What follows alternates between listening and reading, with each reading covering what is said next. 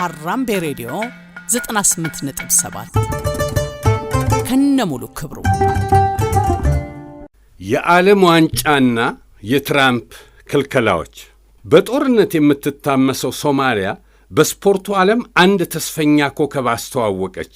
ኦማር አርታን የአፍሪካ እግር ኳስ ኮንፌዴሬሽን የ34 ዓመቱን ተስፈኛ ምርጡ ዳኛ ብሎ ሸለመው። ዓለም አቀፉ የእግር ኳስ ማኅበር የዘንድሮውን የዓለም ዋንጫን እንዲዳኙ በዓለም ዙሪያ ከተመረጡ ዳኞች ውስጥ አንዱ አድርጎ መረጠው። ሶማሊያኖች ተደሰቱ፣ አፍሪካውያን ኮሩ። አርታን ከሳምንት በፊት የቢቢሲ ሶማልኛ አገልግሎት እንግዳ ሆነ። እናም አለ የማንኛውም ዳኛ ምኞት የዓለም ዋንጫን መዳኘት ነው። ፕሬዚዳንት ሐሰን ሼህ መሐመድ ለአዲሱ የሶማሊያን ትውልድ የመነሳሳት ተምሳሌት ሲሉ አወደሱት። ግን የትራምፕ አስተዳደር ሁሉን ነገር አደፈረሰው። አርታን የጓጓለትን የዓለም ዋንጫ እንኳን መዳኘት መመልከት እንዳይችል ተደረገ። በመጣበት እግሩ ተመለሰ። ካፍም ሆነ ፊፋ የአሜሪካውያኑን ውሳኔ ከመቀበል ያለፈ ትንፍሽ አላሉ። ጥርስ አላቸው አይነክሱም፣ ጥፍር አላቸው አይቧጭሩም፣ ቀንድ አላቸው አይዋጉም። ለምን? በጉያቸው የቋጠሩት ነውር፣ የሠሩት ሸፍጥ አሜሪካንን ደፍረው እንዲገዳደሩ አያስችላቸውምና። የዘንድሮ የዓለም ዋንጫ በዓለም እግር ኳስ አፍቃሪዎች ዘንድ እምብዛም በጉጉት የሚጠበቅ አልሆነም። ቢቢሲንና ድሮፕ ሳይትን የመሳሰሉ የመገናኛ አውታሮች እንደሚሉት ከፖለቲካ ነፃ የተባለው ስፖርት ፖለቲካዊ ውሳኔ እያመሰው ነው። ዲፕሎማሲያዊ ውጥረት ጥላውን አጥልቶበታል። አሜሪካ፣ ሜክሲኮና ካናዳ ውድድሩን በጋራ የሚያስተናግዱ ቢሆኑም አሜሪካ የጋባዥ ንፉግ ሆናለች። የድንበር ፖሊሲዎቿን አጥብቃ ውድድሩን ወደ ቀውስ እየመራችው ነው የሚሉ ወቀሳ አስተናግዳለች። ኖ ያለቻቸውን እንግዶች ጓዛቸውን አስጠቅልላ ትመልሳለች። ከተቀበለችም በቅጡ አታስተናግዳቸውም። በተቃራኒው ከወራት በፊት በአደገኛው ዕፅ አዘዋዋሪ ኤልሜንቾ ግድያ ውጥረት ውስጥ ወድቃ የነበረችው ሜክሲኮ ግምቶችን ሁሉ አፍርሳ እንግዶቿን በፍቅር ለመቀበል የማሪያችን የሙዚቃ ባንዶች አሰልፋለች። ቺካናዎቹ ሜክሲካውያን በባህላዊ አልባሳታቸው አምረው መስተንግዷቸውን አጧጡፈውታል። የትራምፕ አስተዳደር ውድድሩን ለመመልከት ገንዘባቸውን በከፈሉ ብሔራዊ ቡድናቸውን ለማበረታታት አድማስ ባሳበሩ ደጋፊዎች ላይ የሚያደርገው ጥብቅ የደህንነት ፍተሻ፣ ምርመራና አንዳንዴም ማንገላታት በተወዳዳሪ ስፖርተኞችና ስፖርቱን በሚመሩ ባለሙያዎች ላይ ጭምር ማነጣጠሩ ትልቅ ቅሬታን አስከትሏል። ተሸላሚው አፍሪካዊ ዳኛ ኡመር አርታን ማያሚ አውሮፕላን ማረፊያ ላይ ከመድረሱ በዜግነቱ ብቻ ተፈርጆ ወደ አሜሪካ እንዳይገባ ተከልክሏል። አርታን ወደ አሜሪካ የሚያስገባው ሕጋዊ ቪዛና የጉዞ ሰነድ ቢኖረውም ተቀባይነት አላገኘም። በማያሚ ዓለም አቀፍ አውሮፕላን ማረፊያ ላይ ከ11 ሰዓታት በላይ ምርመራ ተደረገበት። በኢሚግሬሽን ባለሥልጣናት እገዳ ከተጣለበት በኋላ በትራምፕ አስተዳደር ተገፍቶ ወደ ቱርክ ኢስታንቡል ማቅናት ግድ ሆነበት። የሶማሊያ ሕዝብ ግን ጀግናቸውን በክብር ተቀበሉት። በአርታን ላይ የተጣለውን እገዳ ያረጋገጠው ፊፋ በአገራት የኢሚግሬሽን ፖሊሲ ላይ ጣልቃ መግባት እንደማይችል በመግለጽ ራሱን ለማዳን አፈግፍጓል። ካፍ የፊፋ አለቆቹን ፊት ለፊት መጋፈጥም ሆነ የአሜሪካንን ውሳኔ ማውገዝ አቅም አጥቶ አንደበቱን ሸብቧል። በእርግጥ አርታን ከኢስታንቡል ለጋዜጠኞች በሰጠው መግለጫ ፊፋና ካፍ እስከ መጨረሻው ስላደረጉለት ድጋፍ አመስግኗል። የዳኝነት ብቃቱንም ጠብቆ ወደፊት በትላልቅ መድረኮች እንደሚመለስ ተናግሯል። ሌላው መነጋገሪያ የሆነው የኢራቁ አጥቂ አይመን ሁሴን ላይ የደረሰው እንግልት ነው። ከ40 ዓመታት በኋላ ለመጀመሪያ ጊዜ ለዓለም ዋንጫ ያለፈችውን የኢራቅን ብሔራዊ ቡድን የፊት መስመር የሚመራው አይመን ብሔራዊ ቡድኑ ለነበረበት የአቋም መለኪያ ጨዋታ ቺካጎ አውሮፕላን ማረፊያ ሲደርስ የጸጥታ ኃይሎች በቁጥጥር ስር ያውሉታል። ለ7 ሰዓታትም እንደ ወንጀለኛ በምርመራ ይቆያል። አሳዛኙ ተጫዋቹ በቁጥጥር ስር የዋለው የአሜሪካ የአገር ውስጥ ደህንነትና የድንበር ጥበቃ አካላት እገዳ ከተጣለባቸው የሽብርተኝነት ጥርጣሬ ካለባቸው ወይም በአሜሪካ የደህንነት ጥቁር መዝገብ ላይ ከሰፈረ ግለሰብ ጋር ስመ ሞክሼ በመሆኑ ነው።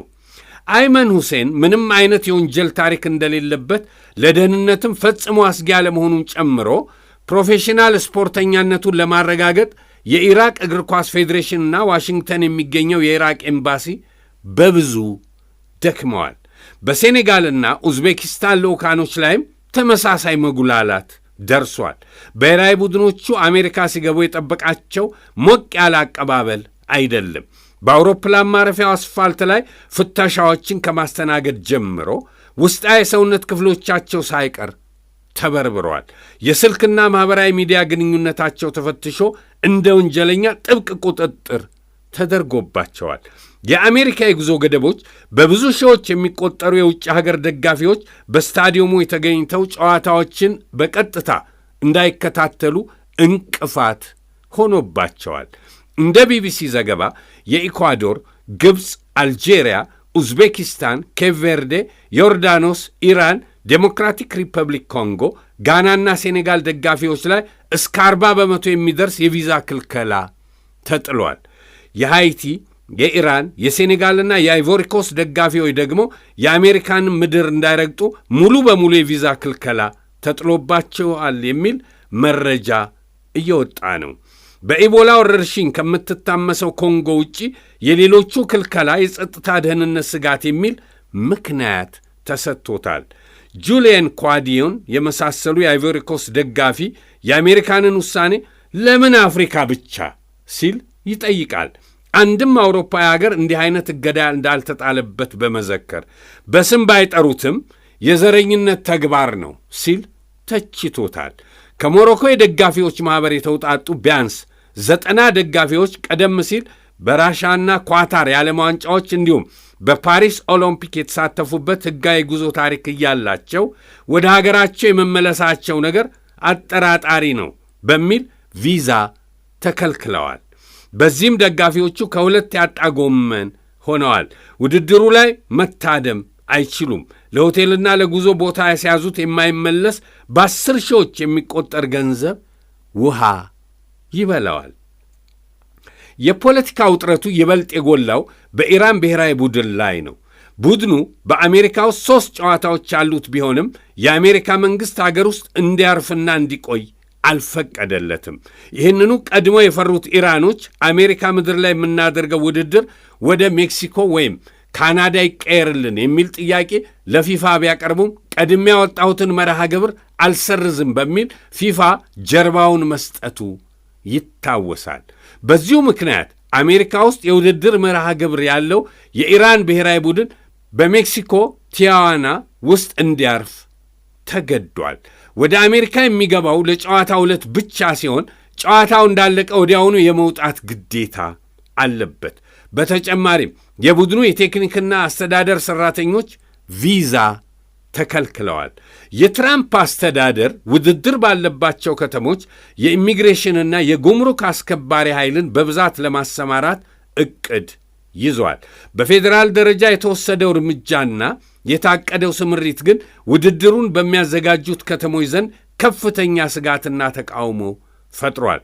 የኒውዮርክ ሲቲ ከንቲባ ዞህራን ማምዳኒ ተቃውሟቸውን ካሰሙ ባለሥልጣናት ቀዳሚው ናቸው። ባስተላለፉት መልእክትም ያለ ስደተኞች እግር ኳስ ሕልውና አይኖረውም። ስደተኞች ጨዋታውን ይጫወታሉ፣ ስደተኞች ያሰለጥናሉ፣ ስደተኞች ስቴዲየሞች ውስጥ ይሠራሉ። በአሜሪካ ብሔራዊ ቡድን ውስጥ ካሉት ተጫዋቾች መካከል 6ቱ ስደተኞች ናቸው። የኢሚግሬሽንና የጉምሩክ አስከባሪ ኃይል በማኅበረሰባችን ውስጥ የፍርሃት ዘር እንዲዘራ አንፈቅድም፣ ከስደተኛ ጎረቤቶቻችን ጋር በኩራት እንቆማለን ነበር ያሉት። ፊፋ የአሜሪካ መንግሥት እያደረገ ባለው ጥብቅ የቪዛና የድንበር ፖሊሲ ላይ ምንም አይነት ይፋዊ ወቀሳ አላሰማም። ፊፋ የቱንም ያህል ትልቅ ተቋም ቢሆንም በአሜሪካ ዓይን ዞን ላይ ያረፈ ድንቢጥ ነው።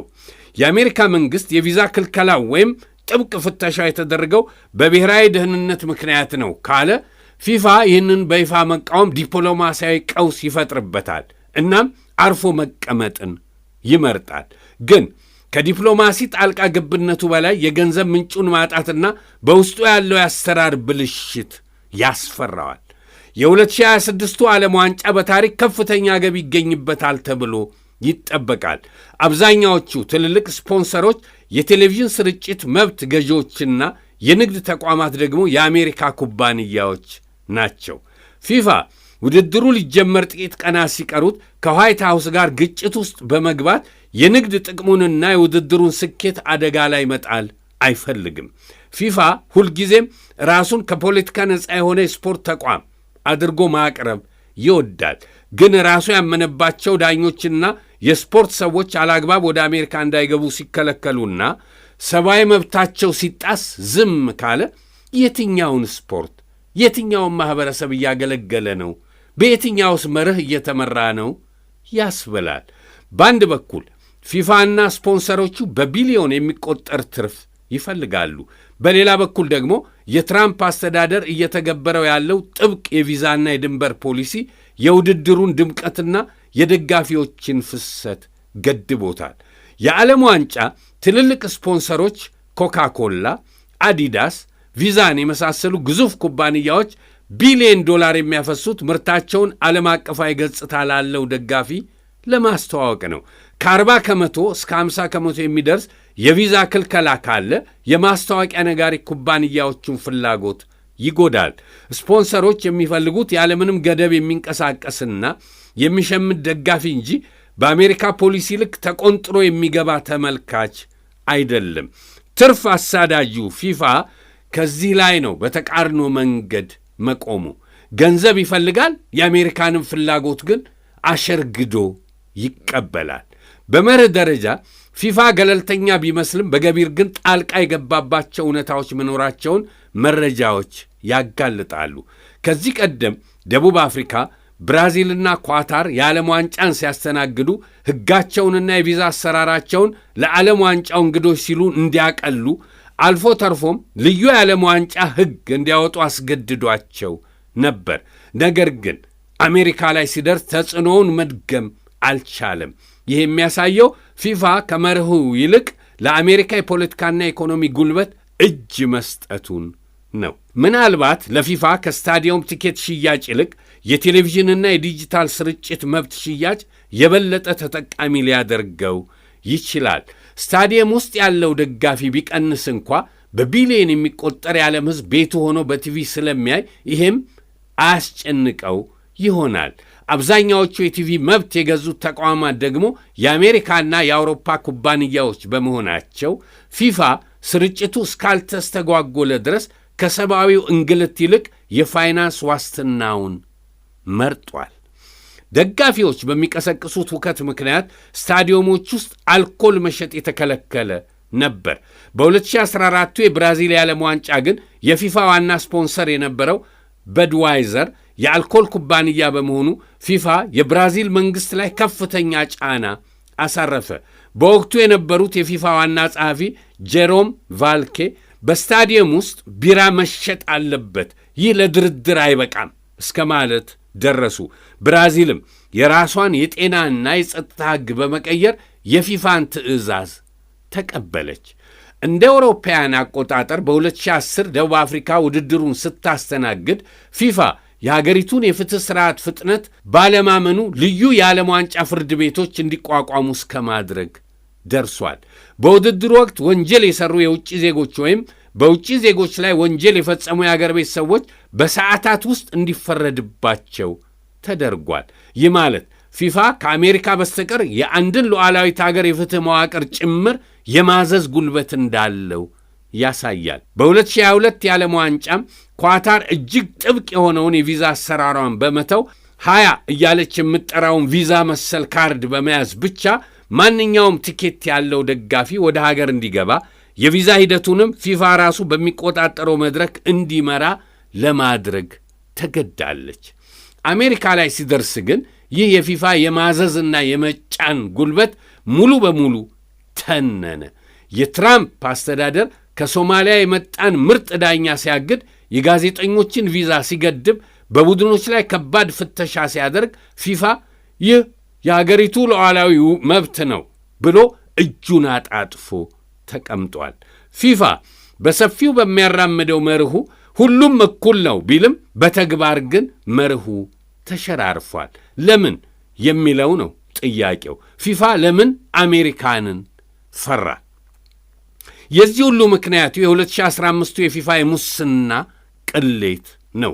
አሜሪካ የ2022ቱን የዓለም ዋንጫ አዘጋጅነት በኳታር የተነጠቀችበት መንገድ በፍጹም አልተዋጠላትም። አንዳች ነገር ሸተታት። የአረቦቹ ረብጣ ብር ወደ ፊፋ ቋት ሳይሆን ወደ አመራሮቹ ኪስ መግባቱን አልተጠራጠረችም። ታላቋ አሜሪካ በትንሿ ኳታር መደፈሯ አንገበገባት። እናም ወደ አንድ ሰው ፊቷን አዞረች። ወደ ሰሜንና መካከለኛው አሜሪካ እግር ኳስ ኮንፌዴሬሽን ዋና ጸሐፊና የፊፋ የሥራ አስፈጻሚ ኮሚቴ አባል ቻክ ብሌዘር። ሰውየው በአሜሪካ እግር ኳስ ውስጥ እጅግ ተደማጭ ብቻ አልነበረም። ከኮንትራቶችና ከስፖንሰርሺፕ በጉቦ በሚያገኘው ኮሚሽን ሚስተር 10% ተብሎ እስከ መጠራት የደረሰ ነው። ኒውዮርክ በሚገኘው ታዋቂው ትራምፕ ታወር ውስጥ በወር $26,000 የሚከፈልበት 2 ቅንጡ አፓርትማዎችን ተከራይቶ ነበር። አንደኛውን ለራሱ፣ ሁለተኛውን ለሚያሳድጋቸው ድመቶቹ። የአሜሪካው የገቢዎች ሚኒስቴርና FBI ብሌዘር ለዓመታት በሚሊዮን የሚቆጠር ዶላር ግብር ሳይከፍል መቅረቱንና በባንክ ማጭበርበር ውስጥ መዘፈቁን ደረሱበት። እልል በቅምጤ አሉ። እንደ አውሮፓውያን አቆጣጠር በ2011 ዓ.ም በኒውዮርክ ጎዳና ሲንጎራደድ ደህንነቶች በቁጥጥር ስር አዋሉት። እናም አሜሪካውያኑ መርማሪዎች 2 ምርጫዎችን ሰጡት። ዕድሜ ልክህን በጽኑ እስራት ትማቅቃለህ ወይስ ለእኛ ሰላይ ሆነ የፊፋን አመራሮች መረጃ ታደርሰናለህ አሉት። ብሌዘር 2 ጊዜ አላሰበም። ሁለተኛውን ምርጫ መረጠ። አሜሪካውያኑ መርማሪዎች በብሌዘር ቁልፍ መያዣ ላይ የተገጠመ እጅግ በጣም ረቂቅ መቅረጸ ድምፅ ሰጡት። እንደ አውሮፓውያን አቆጣጠር በ2012 የለንደን ኦሎምፒክ ጨዋታዎች ወቅት ብሌዘር ከሌሎች የፊፋ ከፍተኛ ባለሥልጣናት ጋር በምስጢር በተደረጉ የሆቴል ስብሰባዎች ላይ ያንን ቁልፍ አስቀምጦ የነበረውን ሙስና፣ የትኬት ማጭበርበርና የዓለም ዋንጫ አዘጋጅ ሀገራትን የመምረጥ ድርድር ድምፆች በሙሉ በምስጢር ቀርጾ ለኤፍቢአይ አስረከበ። ብሌዘር ያስረከበው የድምፅ መዝገቦችና ሰነዶች አሜሪካ በፊፋ ላይ ለጀመረችው ሰፊ ምርመራ ወርቃማ ቁልፍ ሆነ። ግንቦት 2015 ዓ.ም የፊፋ ባለሥልጣናት በስዊዘርላንድ ዙሪክ ከተማ ባለ 5 ኮከብ ሆቴል ውስጥ ለስብሰባ በዝግጅት ላይ ያሉ የአሜሪካ ፍትሕ ሚኒስቴር ባወጣው የእስር ማዘዣ መሠረት የስዊስ ፖሊስ ሆቴሉን ወሮ የፊፋ ምክትል ፕሬዚዳንቶችንና ከፍተኛ ሥራ አስፈጻሚዎችን በቁጥጥር ስር አዋላቸው። ክስተቱ የአምባገነኑን የፊፋ የረጅም ጊዜ ፕሬዚዳንት ሴፕ ብላተርን ሥልጣን መጨረሻ አድርጎታል። ብሌዘርም ብዙ አልቆየም። በካንሰርና በሌሎች ሕመሞች ከ2 ዓመት በኋላ ከዚህ ዓለም በሞት ተለይቷል። ታዲያ ሴፕ ብላተርን ያሰናበተ የስለላ ሂደት ጂያኒ ኢንፋንቲኖን አሁን ለምን ያስበረግጋቸዋል? ሌላ ጥያቄ። የአሁኑ የፊፋ ፕሬዚዳንት ጂያኒ ኢንፋንቲኖ ወደ ሥልጣን ሲመጡ ፊፋን እናጸዳለን የሚል መፈክር በማንገብ ነበር። ግን እሳቸው ራሳቸው ከተለያዩ የምርመራ ፋይሎች ነፃ አልሆኑም። በተለይ ከስዊዘርላንድ የቀድሞ ጠቅላይ አቃቤ ሕግ ሚካኤል ላውበር ጋር በምስጢር ሆቴሎች ውስጥ ያደረጓቸው 3 ምስጢራዊ ስብሰባዎች በአውሮፓ ትልቅ ጥርጣሬን ፈጥሯል። ኢንፋንቲኖ ስለ ራሳቸው የሚደረጉ ምርመራዎችን ለማስቀየስ ወይም በብላተርና ፕላቲኒ ላይ የሚደረገውን ክስ ለማፋጠን የስዊዝ ከፍተኛ የሕግ ባለሥልጣንን ለመጠቀም ሞክረዋል ይባላሉ። ላውበር በዚሁ ምስጢራዊ ስብሰባ ምክንያት ከሥልጣናቸው እንዲለቁ ተደርጓል። ኢንፋንቲኖ ላይም የወንጀል ምርመራ ከተከፈተባቸው በኋላ በ2023 በስዊዘርላንድ አቃቢ ሕግ ፋይሉ ቢዘጋም የፈጠረው የታማኝነት ቀውስ ግን አሁንም አልደበዘዘም። የኤፍቢአይ መርማሪዎች ደግሞ የትኛውንም አዲስ የሙስና ክር ከመዘዙ የአሁኑንም አመራር ጭምር ጠራርጎ የሚያጠፋ አቅም እንዳላቸው ኢንፋንቲኖ ያውቁታል። እናም በለፈለፉ ይጠፉ የሚለው ብሂል ዘልቋቸው የገባ ይመስላል። የአሜሪካ ፍትህ ሚኒስቴር ስዊዘርላንድ ድረስ ሄዶ የፊፋን ባለሥልጣናት በቁጥጥር ስር ሲያውል ፊፋ ከአሜሪካ የሕግ ክንድ በታች መሆኑን በተግባር አረጋገጠ። ይህ ታሪካዊ ጠባሳ በአሁኑ ፊፋ ውስጥ መኖሩ አያስገርምም። አንዳንዶች እንደሚሉት ፊፋ ያልተጠረገ በረት ነው። መሪዎቹ ቢቀየሩም ነባሩ አሰራር ቀጥሏል። የአሜሪካ መርማሪዎች የያዙት ምስጢራዊ መዛግብትና በማንኛውም ጊዜ ክስ የመመስረት አቅማቸው ግን የፊፋን መሪዎች ሁልጊዜ በፍርሃት ውስጥ እንዲወድቁ አድርጓቸዋል። አበቃው። ሀራምቤ ሬዲዮ 98.7 ከነሙሉ ክብሩ